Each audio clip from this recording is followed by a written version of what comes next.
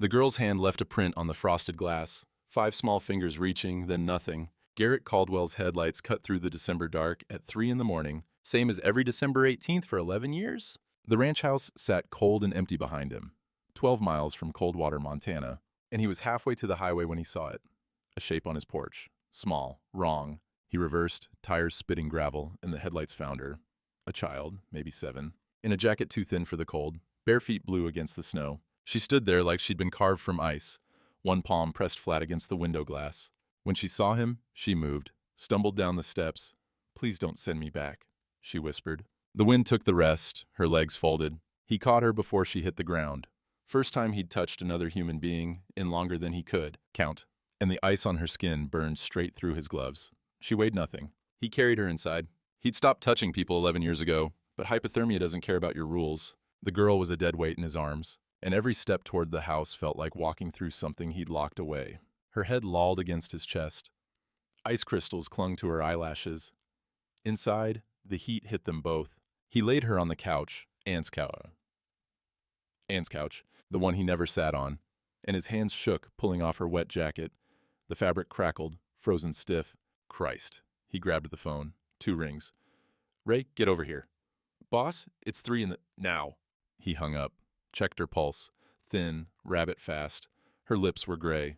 He ran to the linen closet, came back with every blanket he could carry, piled them on. She didn't stir. The numbers on the wall clock dragged. He stood there useless, watching her breathe. Each exhale a cloud. In the warm room. Wrong. That was wrong. Truck headlights through the window. Ray's Ford rattling up the drive.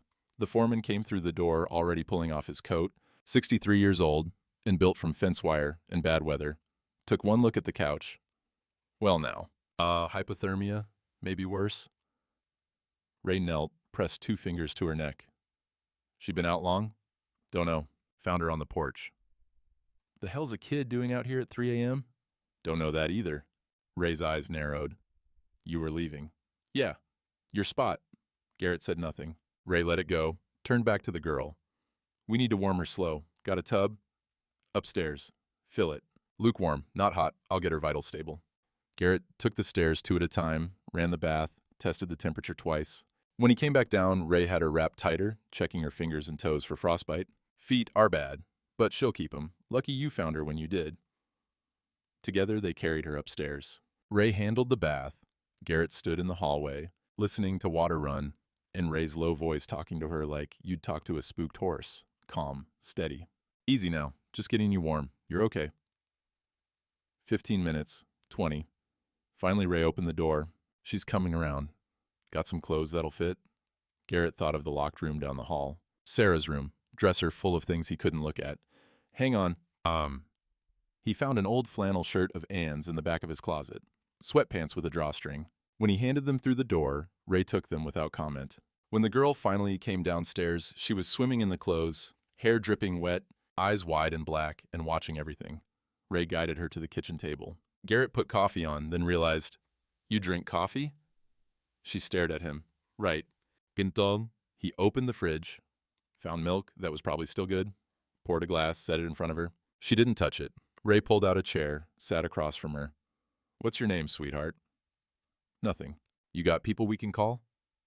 Her hand moved to her jacket, still soaked, draped over a chair.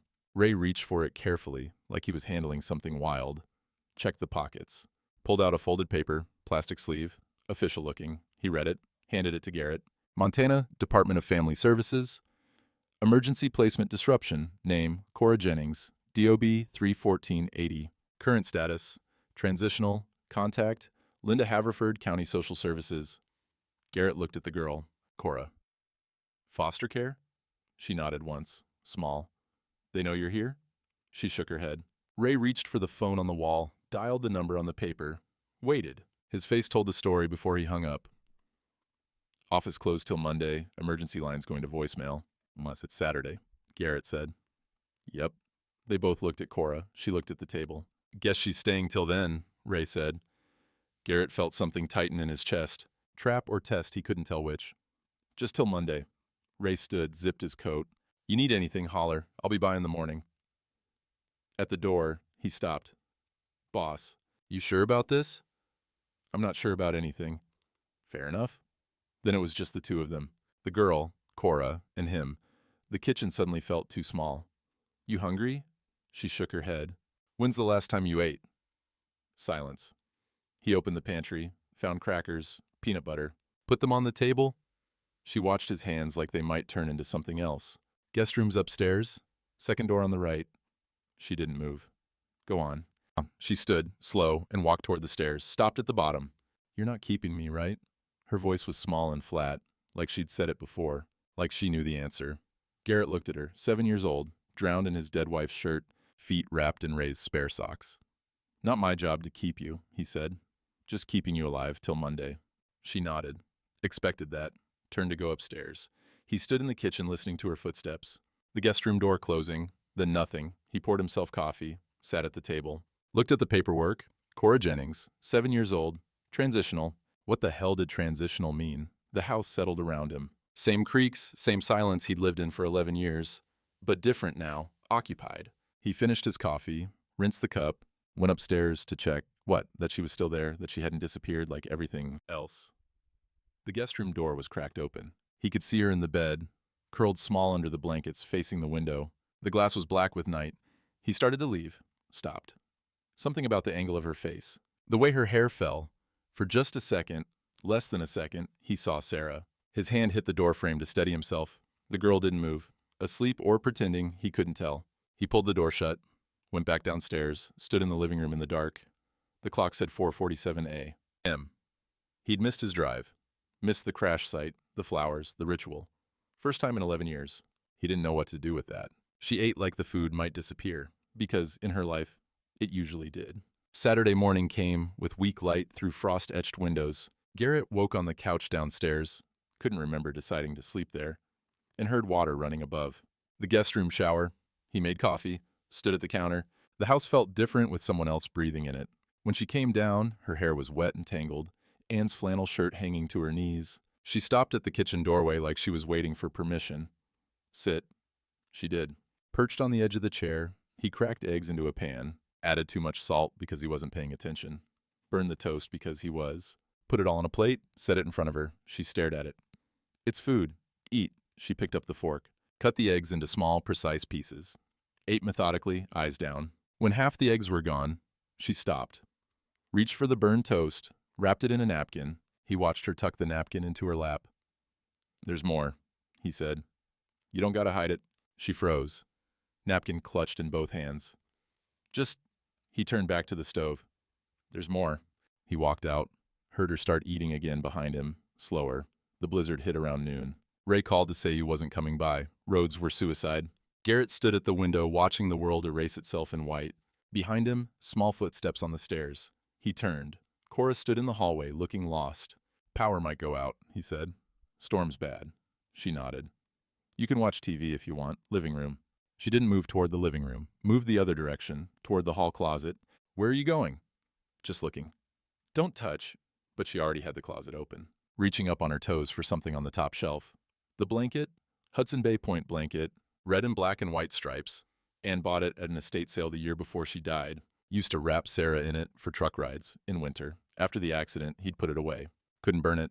Couldn't look at it. Shoved it in the closet behind Christmas decorations he never took out.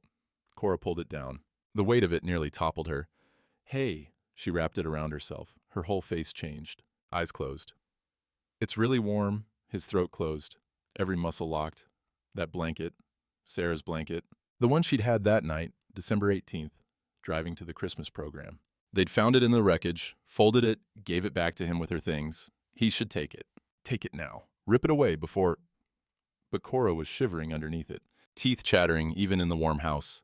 Still cold from last night, still scared, just a kid who needed...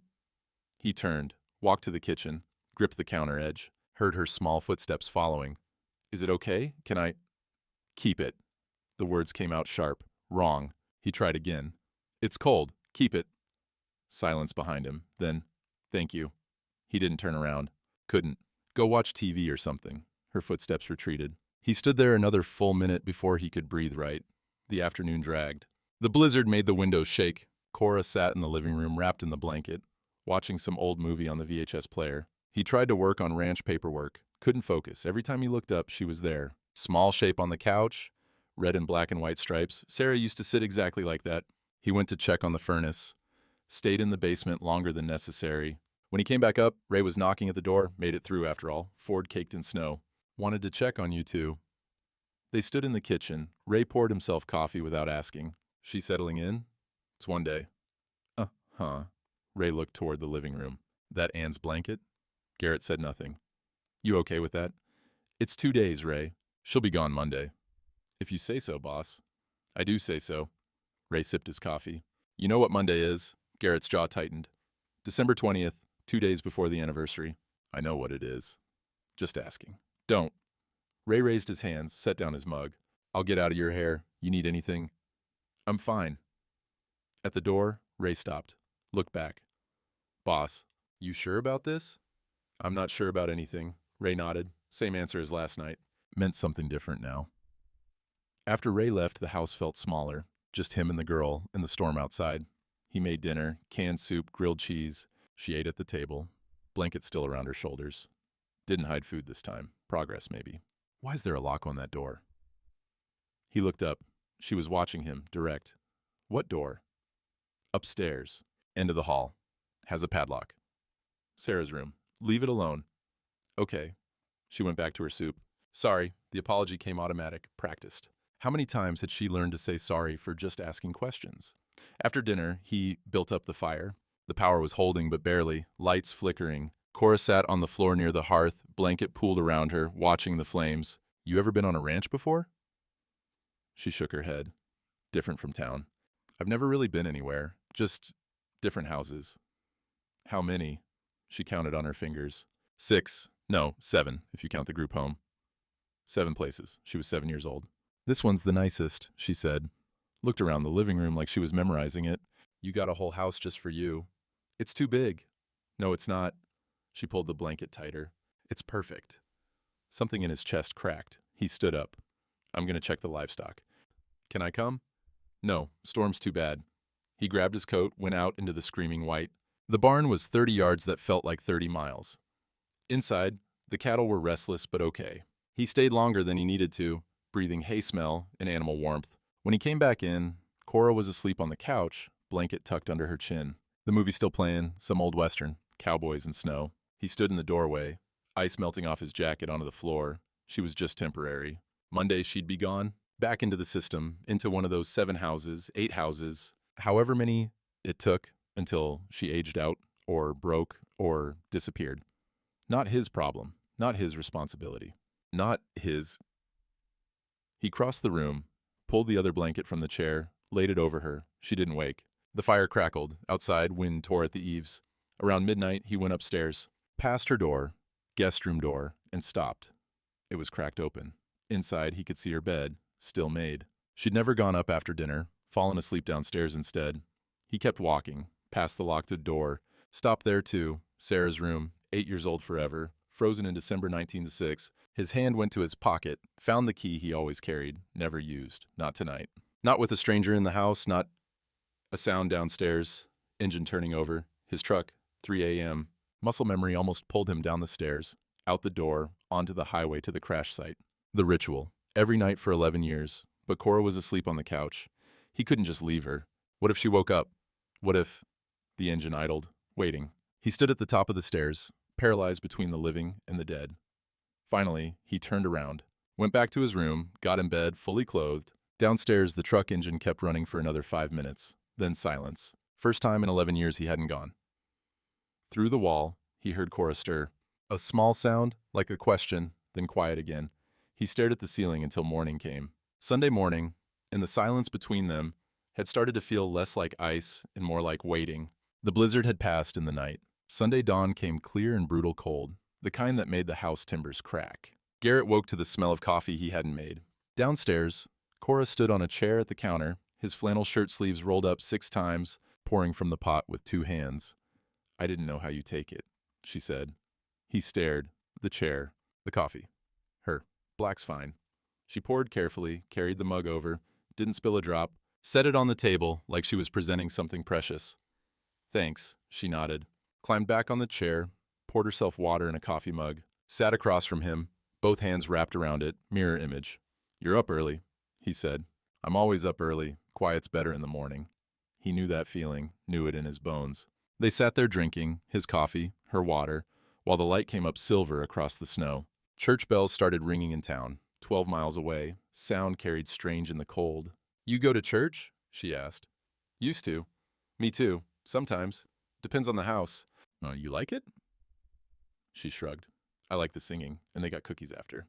Something about that, the honesty, the simplicity, made him almost smile. Almost. He stood. "Gotta check the livestock." "Can I come?" Yesterday he'd said no. Today, "Get your coat."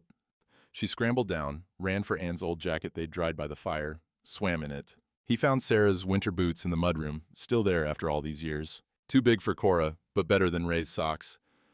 Outside, the cold hit like a fist. Cora gasped. "Stay close. Don't touch anything I don't tell you to." They walked to the barn, her footsteps quick behind his. Inside, the cattle shifted and steamed. He checked water troughs, feed levels, broke ice where it had formed overnight. She watched everything. Didn't talk, didn't get in the way, just watched. "You just gonna stand there?"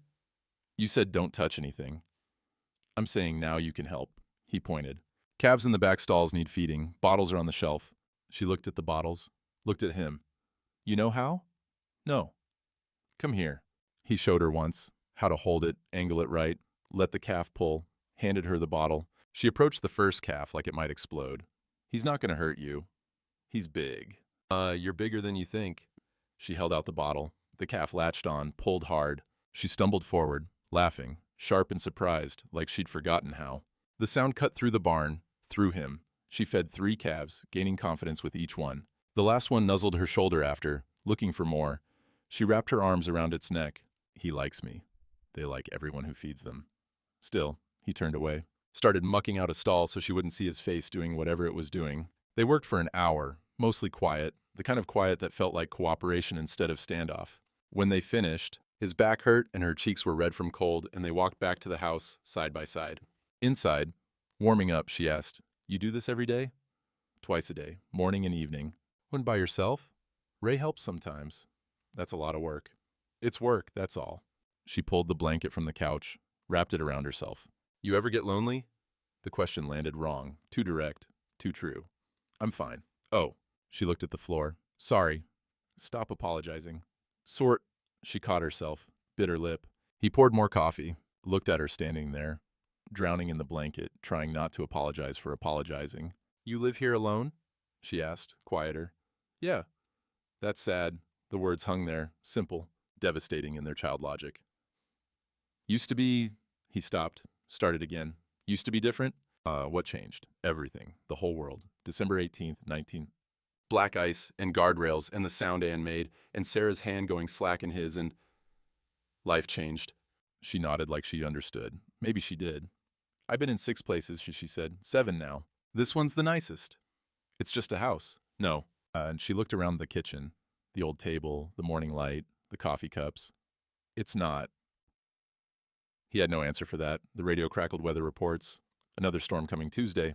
Ray called around noon, said he'd be by later with supplies from town. Garrett stood at the window, watching clouds build on the horizon. "Storm's coming," he said. Behind him, Cora wrapped tighter in the blanket. "Will it be bad?" "They all are." Some afternoon settled in with gray light and the hiss of wind. Cora found the VHS tapes in the cabinet under the TV, Anne's collection, movies she'd loved, dusty now, untouched. "Can we watch one?" Garrett looked at the stack in her hands. Christmas movies. Anne used to put them on every December, fill the house with sound and light, while she baked things that made the kitchen smell like cinnamon. "Yeah, pick one." She chose It's a Wonderful Life, black and white, older than both of them combined. They sat on opposite ends of the couch. The movie played. George Bailey's Perfect Life, falling apart, then coming back together, then falling apart again. Cora pulled her knees up, blanket around her shoulders. Halfway through, she asked, "Why'd you stop going to church?" He didn't look away from the screen. "Didn't have reason to anymore." "What reason did you have before?" The word caught. "My family liked it." "Where are they now?" His chest tightened. "Gone." "Oh." Pause. "Like, moved away?" "Like dead." The word dropped between them. On screen, George Bailey was yelling at his kids, his perfect life dissolving. "I'm sorry," Cora said, small. "Long time ago. Doesn't mean it stops hurting." He looked at her then. 7 years old, wrapped in his dead wife's blanket, speaking truths she shouldn't know yet. "No," he said. "It doesn't." She turned back to the movie. They watched in silence. When George Bailey stood on the bridge in the snow, ready to jump, Cora's hand moved to her mouth. "He's not going to do it, is he?" "Keep watching." She did. When the angel jumped in instead, when George saved him, when the whole thing turned around, she smiled, real and wide and unguarded. "See? It got better. It's a movie." Still, she looked at him. Things can get better, even when they're really bad. He didn't answer, couldn't. The movie ended with bells ringing and everyone singing, and George Bailey realizing what he had. Cora wiped her eyes with the blanket sleeve. "You crying?" he asked. "No, maybe. It's happy sad." "Oh, happy sad." "Yeah, like it hurts, but it's good." He knew exactly what she meant. Hated that he knew. She fell asleep before the credits finished, head tilted against the couch arm, blanket tucked under her chin. The light from the TV flickered across her face. Outside, the early winter dark came on fast. Garrett stood, looked down at her. Tomorrow was Monday. Social services would open. Linda Haverford would expect a call. Would come get Cora, take her back into the system. Back to house number 8, 9, 10. He should call tonight, get ahead of it, explain the situation, arrange a time. His hand went to the phone on the wall, stopped there. He looked back at Cora, sleeping. The blanket, Anne's blanket, Sarah's blanket, rising and falling with her breath. 2 days. That's all it had been. 48 hours. Not enough time to get attached. Not enough time to a knock at the door. Ray, stamping snow off his boots, carrying a box of supplies from town. "Roads are clearing. Figured you'd need groceries." He set the box on the counter, looked toward the living room where Cora slept. "She doing okay?" "Fine." Ray unpacked slowly. Milk, bread, eggs. Took his time. Finally, "What are you going to do tomorrow?" "Call the county. Get her placed." "Uh-huh. That's the plan." Ray pulled out a bag of apples, set them down careful. "You know what tomorrow is. December 21st, one day before the anniversary. One day before he always fell apart. I know what it is. You gonna be okay?" "I'm always okay." "That's not what I asked." Garrett turned away, looked out the window at nothing. Ray sighed. "Boss, what are you doing here?" "What do you mean?" "With her. What are you doing?" "Nothing. She showed up. I kept her alive. That's it." "Is it?" "Monday she goes back." "If you say so." "Stop saying that." Ray raised his hands, zipped his coat. At the door, he stopped. Sometimes life gives you a second chance. Most people don't recognize it when it shows up. She's not a second chance. She's a foster kid who ran away. Maybe she's both. Ray left. The door clicked shut. Garrett stood in the kitchen, alone with the sleeping girl, and the ticking clock, and the phone, on the wall. The answering machine light was blinking. He pressed play. Linda Haverford's voice, clipped and professional. "Caldwell, this is Linda Haverford from County Social Services regarding Cora Jennings. Our records show emergency services responded to your address early Saturday morning. I need you to call me first thing Monday to arrange pickup. It's imperative we maintain proper protocols. My office opens at 8 a.m. The machine clicked off. Imperative. Protocols. Pickup. Like she was a package. A misplaced piece of property. He looked at Cora. Still sleeping, small and trusting and temporary, he should call. Should do it right now. Leave a message. Get ahead of the situation.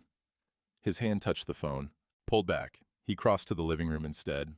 Took the spare blanket from the chair, laid it over Cora carefully. She stirred but didn't wake. The TV had gone to static. He turned it off. The sudden quiet felt like the world holding its breath. Outside, the stars were coming out, cold and distant and indifferent. He went upstairs, past the locked door without stopping. Went to his room, got into bed with his boots still on, stared at the ceiling, and thought about second chances and what they cost, and whether a man who killed his family deserved to recognize one when it showed up on his porch at 3 in the morning, asking, "Please don't, send me back." Sleep didn't come. Downstairs, the house settled. The furnace kicked on. The clock kept ticking toward Monday. Tomorrow he'd make the call. Tomorrow, not tonight. Monday came with two things, a social worker's car in the driveway and the truth he'd been hiding. Garrett woke to the sound of tires on gravel. 7:45 a.m. He knew before he looked out the window. Gray Sedan, state plates, Linda Haverford, climbing out with a briefcase. And the kind of walk that said she dealt with difficult people for a living. Downstairs, Cora was already awake. Standing at the kitchen window, still in her borrowed clothes, blanket wrapped tight around her shoulders. She'd heard the car, too. You called them. Her voice flat, empty. I didn't. The knock came hard. Official. Garrett opened the door. Linda Haverford was 40-something, tired eyes, practical haircut, coat that had seen too many winters. She held up an ID badge. Mr. Caldwell, Linda Haverford, County Social Services. We spoke on your machine. I know who you are. May I come in? He stepped aside. She walked past him into the kitchen, saw Cora by the window. Cora, honey, are you all right? Cora didn't answer, didn't move. Linda set her briefcase on the table, pulled out a file. Mr. Caldwell, you were supposed to report her arrival immediately. That was Saturday morning. It's now Monday. Roads were closed. Storm. There are emergency protocols for exactly these situations. She needed help. I helped her. Linda looked at him over her reading glasses. I understand your impulse, but there are procedures. Background checks, home evaluations. You can't just what? Keep a kid from freezing to death? That's not what I'm saying. Sounds like exactly what you're saying. Linda's jaw tightened. She turned to Cora. Honey, why don't you go pack your things? We'll get you somewhere safe. I am safe, Cora whispered. I know this is confusing, but Mr. Caldwell isn't licensed for foster placement. He hasn't been evaluated. We need to follow proper channels to ensure your well-being. She's fine here. Linda turned on him. You have no legal standing, Mr. Caldwell. No training, no oversight. For all I know, she stopped herself. For all you know what? Nothing. I apologize. She pulled out more papers. I need to ask you some questions. Standard assessment. Cora, could you wait in another room? Cora looked at Garrett. He nodded. She walked out slowly, blanket trailing behind her. Linda sat, clicked her pen. How long have you lived alone? 11 years. Any prior experience with children? His throat closed. He stopped. No. Employment status. Rancher, own the land. Marital status? Widower. Something flickers in her face. I'm sorry, how long ago? 11 years. She wrote something down. Any history of mental health treatment? No. Substance abuse? No. Criminal record? No. Why did you wait 2 days to contact us? Told you, storm. And she was scared. Scared of what? Being sent back? Back where? Wherever you people keep sending her? Linda set down her pen. Mr. Caldwell, I understand this seems harsh, but Cora's been through 3 failed placements in 6 months. She needs stability, professional care. She gestured around the kitchen. Not whatever this is. This is a home. It's a house where a strange man lives alone. The words hit like a fist. Strange man. That's what he was to them, to the system. Not someone trying to help, just a liability, a risk. Get out. Excuse me? You heard me. Get out of my house. Linda stood. Mr. Caldwell, I can have the sheriff here in 20 minutes. Then do it, but you're not taking her today. I'm not asking your permission, and I'm not giving it. They stood there, locked. Finally, Linda picked up her briefcase.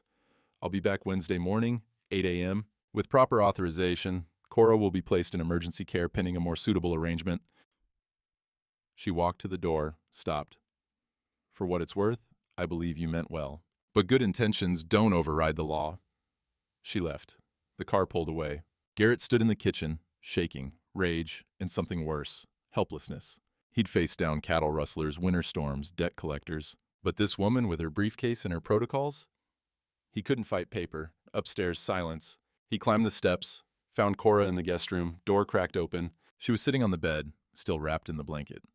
I didn't call them, he said through the gap. Okay. I mean it. I didn't. It doesn't matter. Her voice was small and old at the same time.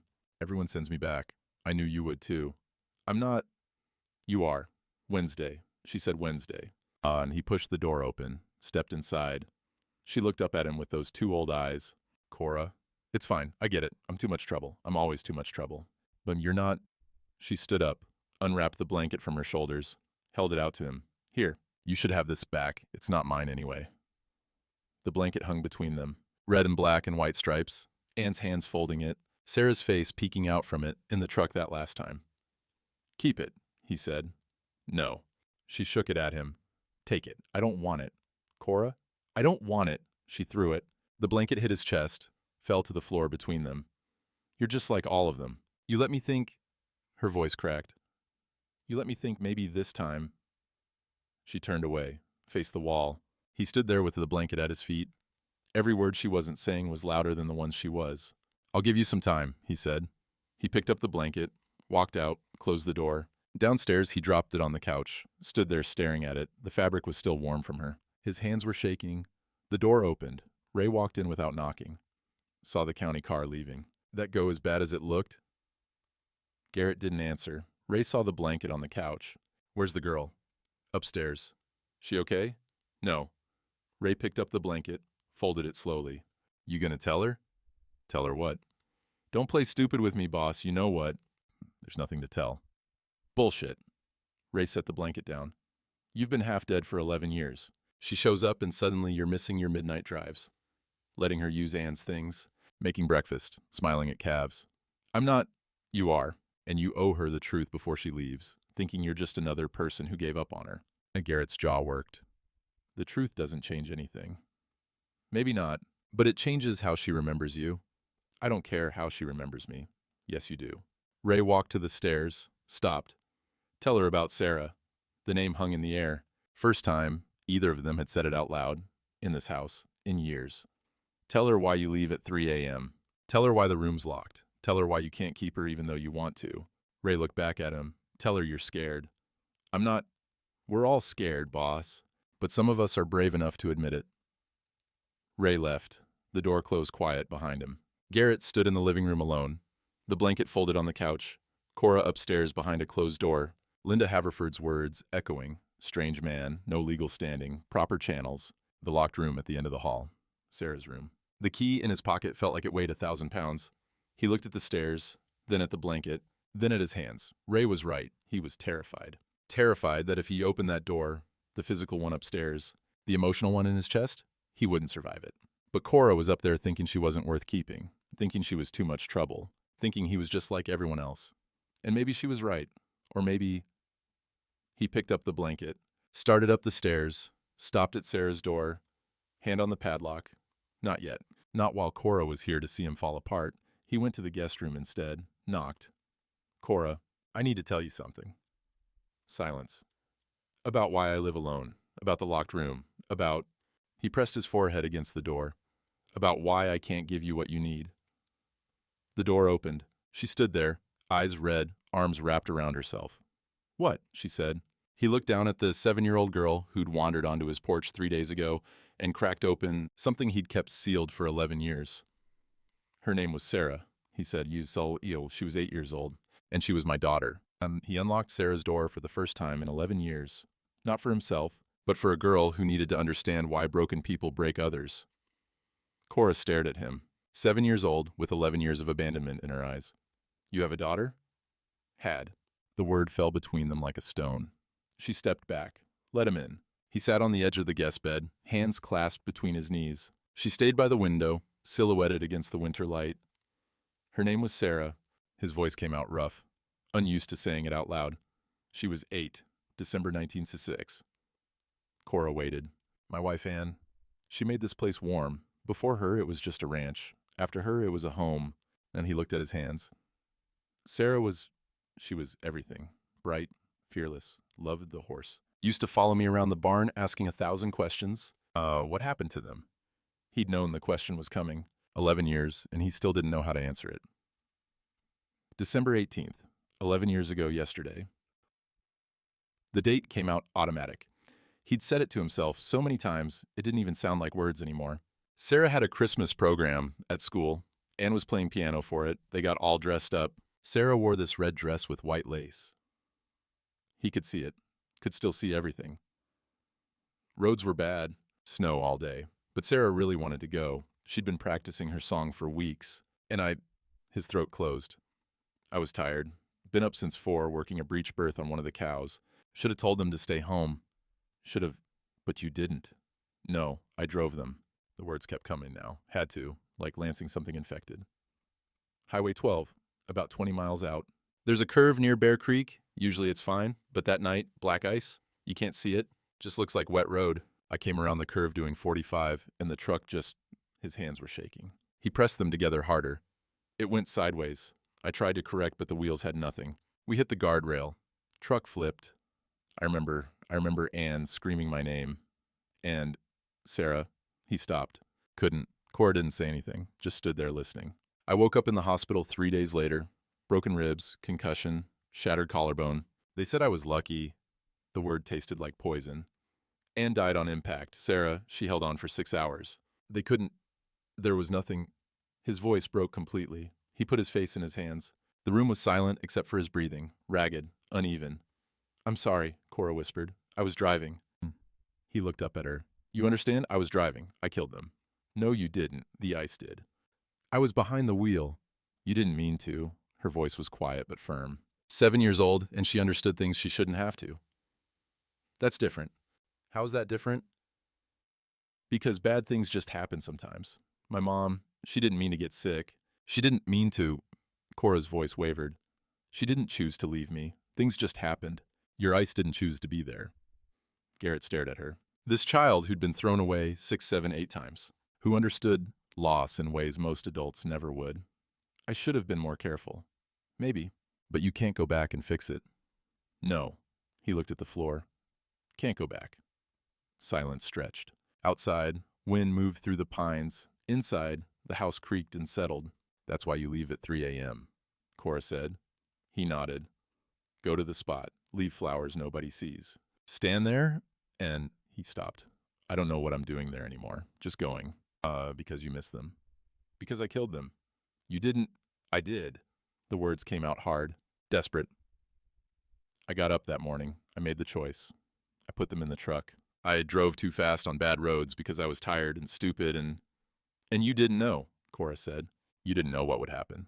Doesn't matter. Yes, it does. No. He stood up, walked to the window beside her, looked out at the white emptiness. You want to know why I can't keep you? Why I live alone? Why I locked Sarah's room and never opened it? She nodded. Because I don't deserve to love anybody again. Don't deserve to be called Dad. Don't deserve... His voice cracked again. I already buried one daughter. I can't... I won't... You won't what? I won't survive burying another one. The truth hung there between them, raw and ugly and real. Cora was quiet for a long time.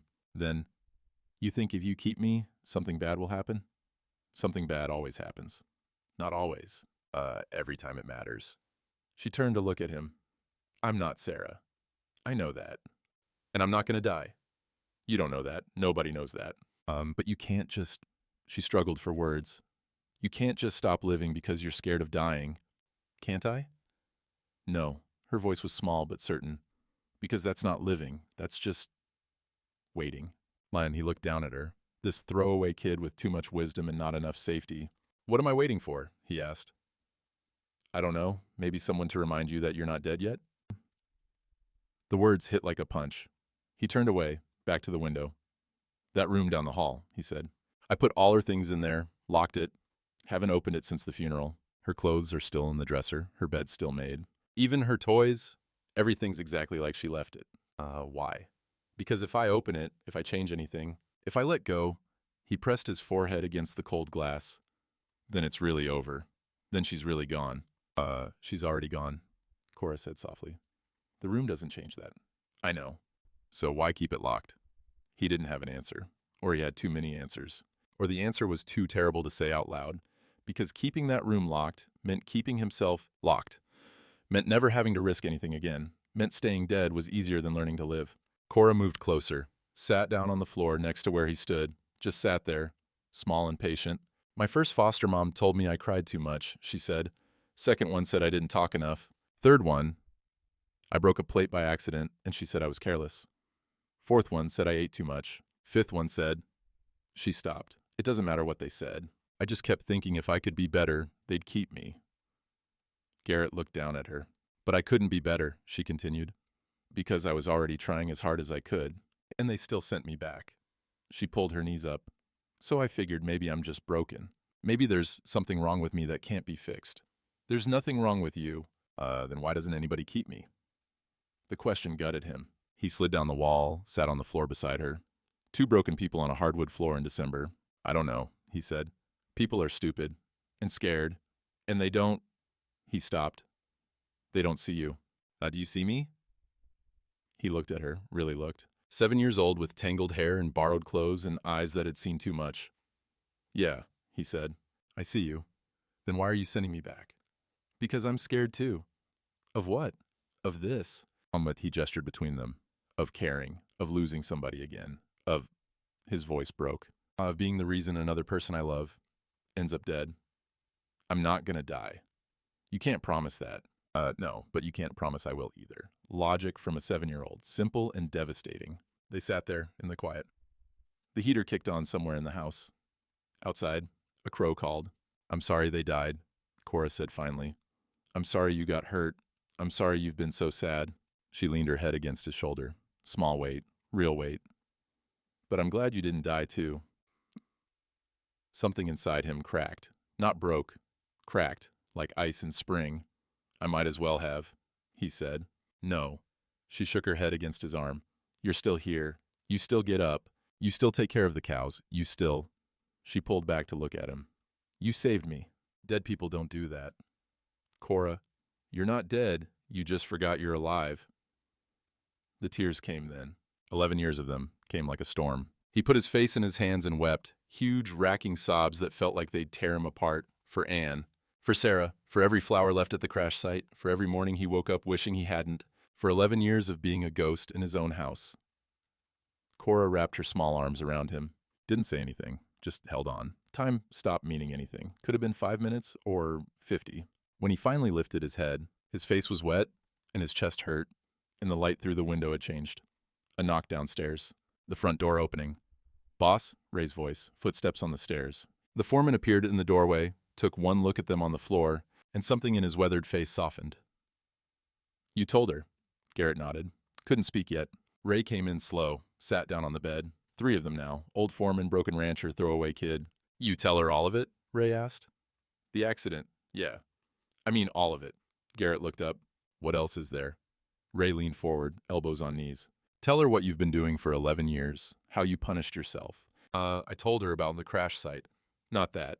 Ray's voice was gentle but firm. Tell her about staying dead. Tell her about choosing the grave over the living. Garrett's jaw tightened. Ray, you think Anne would want this? You think Sarah would want you locked up in this house like a prisoner? Don't. They're gone, boss. And that's the worst thing in the world. But you're not gone. And you've been acting like you are. The words landed like stones. Cora pulled back, watching both of them. What do you mean? She asked. Ray looked at her. Your accident wasn't your fault, right? Your mama getting sick wasn't your fault? No. But you still blame yourself sometimes. Think maybe if you'd been better, things would have been different. She nodded slowly. That's what he's been doing. Ray pointed at Garrett, blaming himself for something he couldn't control. But here's the difference. He had a choice after. He could have kept living, could have honored them by staying in the world. Instead, Ray's voice cracked slightly. Instead, he built himself a tomb and climbed inside. Garrett stared at the floor. Every word was true. Every word was a knife. The accident took them, Ray said. But you took yourself. That's the real sin here, boss. Not the ice, not the crash, the choosing to die when you were still breathing. The room went silent. Wind rattled the window. Somewhere distant, a truck passed on the highway. Garrett felt it settle into him. The truth he'd been avoiding for 11 years. It wasn't survivor's guilt. It was survivor's choice. He'd survived. And then he'd decided that was the worst possible outcome. So he'd spent 11 years killing himself slowly, locking doors, avoiding people, making midnight pilgrimages to pay penance to ghosts who couldn't accept it even if they wanted to. I've been killing myself, he said, voice barely a whisper. For 11 years, slowly, just staying dead. But you're not dead, Cora said. He looked at her. No, but I stopped living. And that's... His voice broke again. That's worse. That's the thing I should have felt guilty about. Ray stood, walked to the window, gave them space. So what now? Cora asked. Garrett wiped his face. I don't know. Do you want to keep being dead? Such a simple question. Such an impossible question. No, he heard himself say. No, I don't. Then don't be. It's not that easy. Maybe it is. She stood up, held out her hand to him. Maybe you just got to decide. He looked at her hand, small, offering to pull him up. Pull him out, pull him back into the world of the living. He took it. She helped him stand. Didn't let go after. Maybe... He stopped, started again. Maybe I was waiting for someone to remind me I'm still alive. I can do that, she said. Yeah. He squeezed her hand gently. Yeah, you can. Ray turned from the window. His eyes were wet too. Wednesday morning, he said. Linda's coming back. The real world crashed back in. Social services. Protocols. Wednesday at 8 a.m., Garrett looked down at Cora, still holding his hand. I know, he said. What are you going to do? Ray asked. I don't know yet. But something had shifted. Something fundamental. He didn't know what he was going to do about Wednesday, about Linda, about the impossible maze of foster care bureaucracy.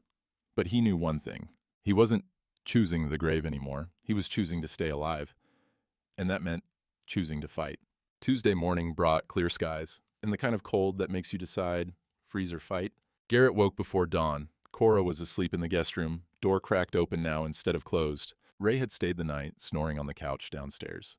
He made coffee in the dark. Stood at the kitchen window, watching stars fade into blue. Wednesday, 8 a.m. Linda Haverford would come with paperwork in a van and the full weight of the system behind her. 24 hours. He grabbed his coat, left a note on the counter, gone to town, back by noon. The drive to Coldwater took 20 minutes on clear roads. Town was just waking up, diner open, feed store lighting up, courthouse steps being salted. He parked outside the law office on Main Street, waited for the lights to come on inside. 7:45, the door unlocked. Martin Chen, lawyer and poker buddy from back when Garrett used to have poker buddies, looked surprised to see him. Garrett, hell, when's the last time you... Need to ask you something. Martin gestured him inside. Office smelled like old paper and coffee. They sat across from each other in chairs that had seen better decades. What would it take, Garrett said, to become a foster parent? Martin set down his mug. That's not a small question. I know. You're talking background checks, home inspections, financial disclosure, psychological evaluation, training courses. Martin leaned back. And that's before they even consider your application. Which for you, Garrett, what about me? You've lived alone for 11 years. No prior childcare experience, no community ties anymore. They'll look at that and see risk factors. What if I don't care about the risks? It's not about what you care about. It's about what they can approve. Martin rubbed his face. Look, I'll be straight with you. Rich guy, isolated ranch, suddenly wants to foster a little girl. Red flags everywhere. I'm not some predator. I know that. The county doesn't. They see patterns and statistics. They'll dig into everything. Your marriage, your daughter, the accident. The word hung there. They already know about that, Garrett said. Yeah, but they'll want to know how you've coped. They'll want mental health records, proof of stability, references from people who can vouch that you're... Martin stopped. When's the last time you went to church, or a town meeting, or talked to anybody who wasn't Ray? Garrett said nothing. That's what I thought. Martin's voice wasn't unkind, just honest. You'd have to open up your whole life. Let strangers poke around in all the places you've kept locked. And even then, even if you do everything right, they might say no. What if that's not good enough? Then you better care about her more than you care about staying safe. The words hit home. Garrett stood. Thanks for your time. Garrett, Martin stood too. If you really want to do this, call me. We'll figure something out. But you need to be prepared for how hard it's going to be. I'm already prepared. Outside, the sun was up, cold and bright. He sat in his truck for 10 minutes, engine running, heater blasting. Then he turned left instead of right, away from the ranch, toward Highway 12. The crash site looked different in daylight. Always had. At 3 a.m., it was a shrine. In the day, it was just a curve, a guardrail, a creek running beneath. He parked on the shoulder, got out. The cold cut through his coat immediately. The guardrail had been replaced 3 times since 1966. New paint, new posts. But the shape of the curve was the same, the angle, the physics that had killed his family. He walked to the edge, looked down at Bear Creek, frozen solid. I don't know if you can hear me. His voice sounded small against the wind in the empty highway. I don't know if you're anywhere, or if this is just me talking to myself. He gripped the guardrail. But I need to say something. A semi blasted past, horn blaring, then quiet again. I've been coming here every night for 11 years, leaving flowers, saying sorry, like if I said it enough times it would, I don't know, bring you back, make it not real. The metal was so cold it burned through his gloves. But it is real. You're gone. And his throat tightened. I can't keep punishing myself. Can't keep dying with you. The wind picked up, blew snow off the guardrail in sheets. There's this girl, she's 7. Her name's Cora. He looked up at the sky, perfect blue, merciless. She showed up 3 days ago, and she needs somebody. She needs a home. She needs someone who won't send her back. A crow landed on the rail 10 feet away. watched him with one black eye. I can't bring you back. Can't undo December 18th. Can't. He stopped. Started again. But if there's any chance you'd want me to live, really live, not just exist, I think she's it. The crow cawed, flew off. She reminds me of Sarah sometimes, not because she looks like her, just the way she sees things, the way she's tough and scared at the same time. As he wiped his face with his sleeve. I'm terrified. I'm terrified I'll lose her too. I'm terrified I'll mess it up. I'm terrified. He stopped, took a breath. But I'm more terrified of staying dead. The highway stretched empty in both directions. He looked down the road toward town, toward the ranch, toward tomorrow. If I fight for her, I'm choosing to feel again, choosing to risk again, choosing to... His voice broke. Choosing to believe that maybe the best way to honor you is to keep living. Silence. Just wind and distant traffic and his own breathing. So I'm asking your permission. I know that's stupid. I know you can't answer. He pressed his palms flat against the rail. But I'm asking anyway. Is it okay? Can I let her in? Can I try to be a father again? Nothing. No signs. No answers. Just cold and light and the sound of water running under ice. He stood there another 5 minutes. Then he pushed off the rail, walked back to his truck. At the door he stopped, looked back. Thank you, he said, for everything, for Sarah, for 12 good years, for... He couldn't finish. He got in the truck, started the engine, didn't look back again. On the way home, he stopped at the Methodist church. Mrs. Chin was inside practicing organ. Heard the door, looked up. Garrett Caldwell. Lord, it's been years. I know. She came down from the loft. Tiny woman, must be 70, moved like she was 50. Immigrant, widowed young, raised 3 kids on her own, working at the feed store. You okay, son? Need to ask you something. They sat in a pew. Light coming through the stained glass made patterns on the floor. That little girl staying with you, Mrs. Chen said. I heard. Yeah. She coming to church Sunday? Don't know, maybe? If... He stopped. If she's still there. Mrs. Chen waited. I want to keep her, he said. But the county's making it impossible. And I haven't been part of this community in a long time. Haven't been part of anything. You're part of it now. Am I? You're sitting here, aren't you? She patted his hand. Garrett, we all knew what you were going through, losing Ann and Sarah like that. We gave you space because we thought that's what you needed. It wasn't. I know that now. She smiled, sad. But you're here. That's what matters. But if I try to keep her, if I fight the county, I'm going to need people to vouch for me. Tell them I'm not... He struggled. Tell them I'm fit. You are fit? They don't think so. Oh, then they're wrong. Mrs. Chen stood. You need references? Character witnesses? You got them. Me, Ray, half the town once they know what's happening. Why would they help me? Because that little girl, she's good for you. Anyone with eyes can see it. Meant she squeezed his shoulder. And because sometimes the system gets it wrong. Sometimes what a child needs isn't protocol. It's just love. He looked up at her. I don't know if I remember how. Then you'll learn. You're already learning. Outside, bells started ringing. Noon. He stood. Thank you. Bring her Sunday, Mrs. Chen said. If she's still with you, introduce her around. Let people see what I see. What do you see? A man who's finally choosing to live. He drove home. The ranch appeared over the hill. House and barn and cattle moving slow across white fields. Cora was sitting on the porch, wrapped in the blanket. Ray beside her, both drinking hot chocolate. Garrett parked, got out. She looked at him. You came back. Yeah. I wasn't sure you would. He climbed the steps, sat down next to her. I'm not going anywhere. Ray looked at him. You decided? Yeah. What are you going to do? Garrett looked at Cora. At this 7-year-old girl who'd wandered onto his porch and cracked him open and reminded him that breathing wasn't the same as living. I'm going to fight, he said. Don't know if I'll win, but I'm going to fight. Cora leaned against his arm. Small weight, real weight. Okay, she said. Me too. Tomorrow, Linda Haverford would come with her briefcase and her protocols. Tomorrow, the real battle would start.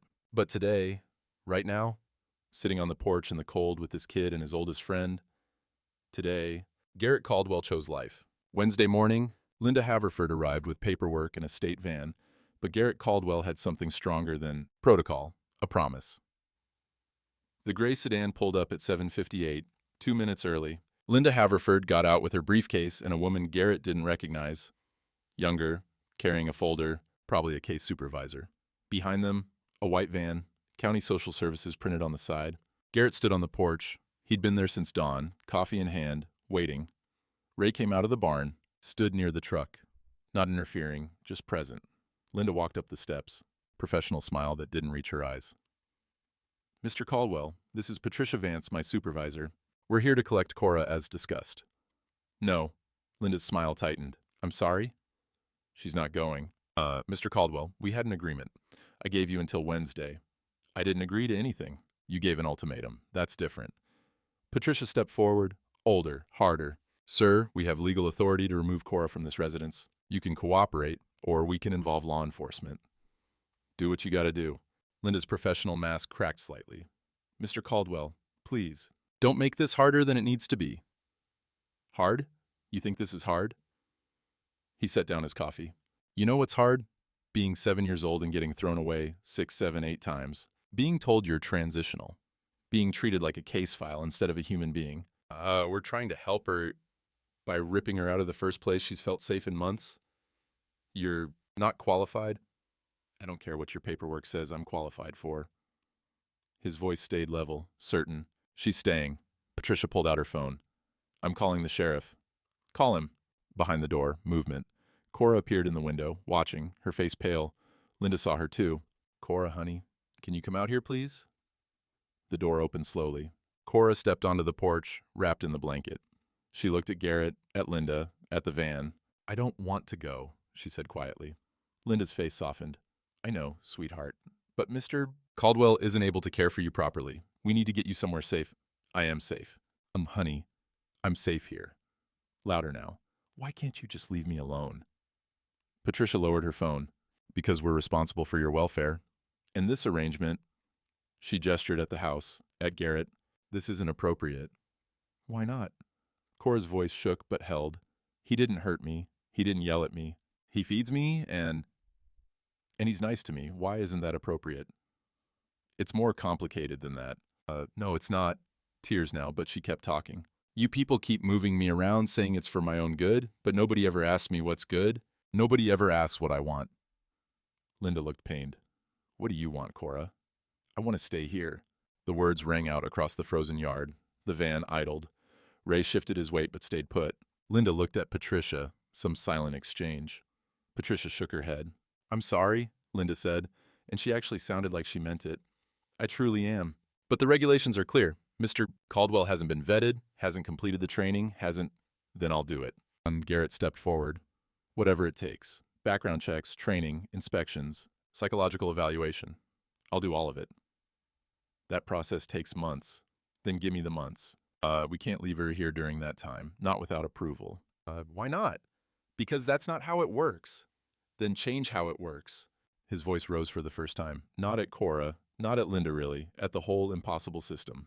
You've got a kid who wants to stay. You've got an adult willing to take care of her. You've got a safe home. What else do you need? Patricia stepped in.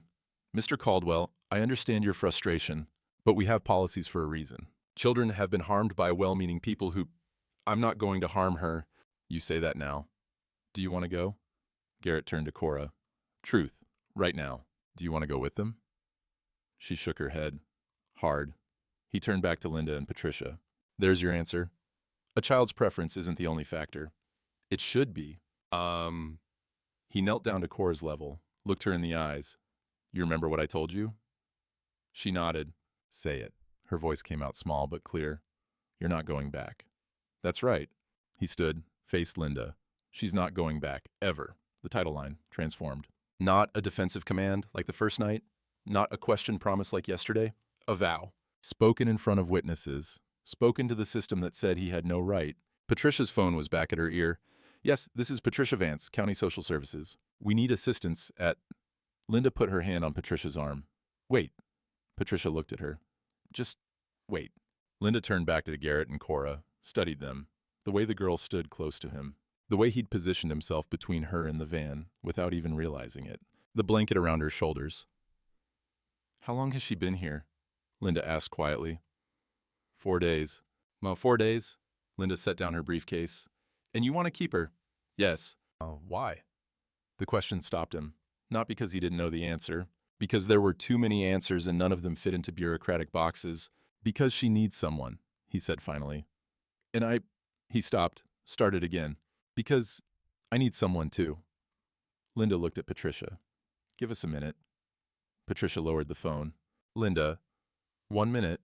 Patricia stepped back toward the van, clearly unhappy. Linda moved closer, lowered her voice so only Garrett and Cora could hear. I've been doing this job for 15 years, she said. I've seen every kind of placement situation you can imagine. Good homes, bad homes, people who mean well but can't follow through. She looked at Cora, and kids who get bounced around until they stop hoping. Cora stared at the ground. I don't want that for you, Linda said to her. Then to Garrett, and I don't want to be the person who destroys something real because of paperwork. But I have a job, I have rules, and if I let you keep her without proper channels, I lose my ability to help any child. So what do we do? Garrett asked. Linda was quiet for a long moment. Then Patricia, the supervisor, came back over. What if, Linda said carefully, we classified this as an emergency placement, temporary, 72 hours while we expedite the initial assessment. Patricia's eyebrows went up. That's highly irregular. So is a child running away to a stranger's ranch in a blizzard? The regulations allow for emergency placements in exceptional circumstances. Linda pulled out her phone, started typing. We document that the child is safe, fed, sheltered. We note that she explicitly refuses alternative placement. We flag it as urgent assessment and schedule an expedited home visit for, she checked her calendar, Friday morning. You're putting your license on the line, Patricia said. I'm doing my job, which is putting the child's welfare first. Patricia looked at Garrett. Hard assessment. If we do this, and that's if, you understand what you're agreeing to? Friday morning, 9 a.m., we come back. Full home inspection, interview with Cora, separate from you, background check results, financial disclosure, and if anything raises concerns, she leaves immediately. I understand. Lois, and you start the formal foster certification process. Classes, training, the whole program. When do I start? Today. I'll have the coordinator call you by noon. Patricia turned to Linda. You're the case manager. This is your call, but it's on you if it goes wrong. Linda looked at Cora. Do you feel safe here? Cora nodded. Has Mr. Caldwell hurt you in any way? Scared you? No. Do you want to stay? Yes. Linda sighed, pulled out a form, started filling it out. 72-hour emergency placement, pending assessment. She looked up at Garrett. Don't make me regret this. I won't. Friday, 9 a.m. We'll be here with a full team. We'll be ready. Linda and Patricia walked back to the sedan. The van pulled away empty. The gray car followed. Garrett and Cora stood on the porch watching them disappear down the drive. Ray walked over, stopped at the bottom of the steps. Well now. Yeah. 72 hours. Yeah. Better than 0. Yeah. Cora looked up at Garrett. What happens Friday? He knelt down, eye level. Friday, they come back. Check everything. Make sure you're safe. Make sure He struggled. Make sure I'm fit to take care of you. Are you? I don't know. The honesty felt important. I don't know if I'll be good at this. I don't know if I'll mess it up, but I'm going to try. And I won't stop trying, you understand? She nodded. Then quietly, can I hug you? The question hung there. 4 days ago, he hadn't touched another human in 11 years. Now this 7-year-old girl was asking permission to hold on. Yeah, he said, voice rough. Yeah, you can. She stepped forward, wrapped her small arms around his neck. The blanket draped over both of them, red and black and white stripes. Anne's blanket, Sarah's blanket, now Cora's blanket, now theirs. He held her. Careful at first, like she might break, then tighter, like maybe he was the one who might break. Ray watched from below, nodded once, slow and certain. Behind them, the sun broke through the cloud cover. Sharp winter light flooded the porch, made the snow blindingly bright, made the icicles hanging from the eaves spark like diamonds. Cora pulled back just enough to look at him. Thank you. For what? For not sending me back. He smoothed her hair away from her face. You're not going back. Ever. And this time when he said it, it didn't sound like a command or even a promise. It sounded like a fact. Like something already true. Like gravity or sunrise. Or the mountains standing against the western sky. Come on, he said. Stood up, kept her hand in his. Let's go inside. You're freezing. They walked to the door together. Ray followed. The three of them went into the house, warm and lit, and full of the ordinary sounds of living. The clock in the kitchen said 8:42.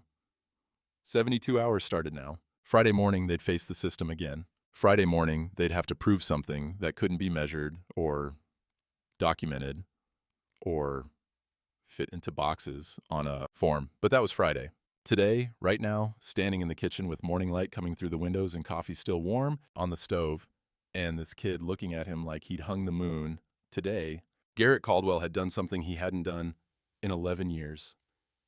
He'd fought for someone he loved and won. 3 months later, the blanket still smelled like wood smoke and second chances. March came with mud and thaw, and the sound of water running under ice. Cora had been with him for 93 days. Official foster placement approved 6 weeks ago after 4 home visits, 2 psychological evaluations, and more paperwork than Garrett had seen in his entire life. Ray said it was a miracle. Mrs. Chen said it was grace. Garrett just called it Tuesday. Morning started the same way it had for weeks now. Her footsteps on the stairs, too early, the smell of coffee she'd learned to make almost as badly as he did. He found her in the kitchen, drowning in one of his old flannels, the blanket draped over the back of her chair. The blanket, red and black and white stripes. He looked at it now, without flinching, without seeing ghosts. Just saw warmth and the kid who'd claimed it as her own. "You're up early?" he said. "Couldn't sleep. Too excited." "About what?" "You said maybe today." She looked at him over her mug of water and a coffee cup. "Remember." He remembered. "Yeah, okay. After chores." Her smile could have lit the whole county. They worked the morning routine together now, feeding calves, checking fences, mucking stalls. She'd gotten good at it, strong, still asked too many questions, but he'd stopped minding. Ray showed up around 10 with fence posts and his usual assessment. "Girl's got a knack for this." She does." "You teaching her to ride today?" Thinking about it, Ray nodded slow.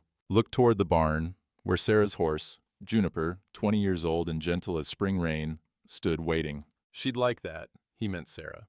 But maybe he meant Ann too. Maybe he meant all of them. Afternoon, Garrett saddled Juniper, led her out to the small corral behind the barn. Cora stood at the fence, nervous and trying not to show it. She's big. She's old and kind, like Ray. Ray, watching from the barn door, called out, "I heard that." Garrett helped Cora into the saddle, showed her how to hold the reins, where to put her feet. She sat up there looking terrified and brave at the same time. "You got her?" "I got her." And he led them around the corral, slow circles. Juniper knew what she was doing. Patient with the small weight on her back, the uncertain hands on her reins. Third time around, Cora laughed. "I'm doing it." "You are." Ray walked over, leaned on the fence. "She's got Sarah's spirit." Garrett looked at him, waited for the pain. It came, but softer now, like an old bruise instead of an open wound. "Yeah," he said, "but she's her own person too." Ray smiled. "That's right." They watched her ride. Juniper walked patient circles. The sun was warm for March. The snow had pulled back to reveal brown grass and the promise of green underneath. Garrett thought about Ann, about Sarah, about December 18th and black ice and all the years he'd spent locked in a tomb of his own making. He thought about how the dead don't answer when you ask them questions. But sometimes, if you're quiet enough, you can feel them letting go. Evening came soft. Cora at the kitchen table doing homework from the school in town, blanket around her shoulders. Garrett making dinner, still bad at it, but improving. "You know what tomorrow is?" she asked. "Wednesday." No, I mean," she looked up. "It's been 3 months since I came here." "I know." "Lay. That's the longest I've been anywhere." He set down the spatula, came to the table, sat across from her. "You scared I'm going to send you away?" She shrugged, too casual. "I don't know. Maybe. Sometimes. Even after everything. I guess it's hard to stop being scared." He understood that. Boy, did he understand that. "You're not going back," he said, quiet, certain. "Ever. This is home. You hear me? Home." She tested the word. "Home. Home." She smiled, small at first, then wider. "Okay." Outside, the sun was setting. The light came through the kitchen window, gold and orange and the particular color of grace. Cora's hand rested on the table, fingers spread. He remembered the first night, her palm pressed against frozen glass. Watching taillights disappear, waiting for someone to come back.